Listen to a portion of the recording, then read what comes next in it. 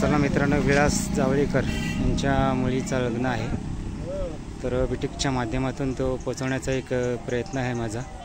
तर नक्कीच मित्रांनो, ती व्हिडिओ आवडली तर शेअर करा, कमेंट करा, लाईक करा। लग्नविधी तुमच्यापर्यंत आता मी पोचवतो।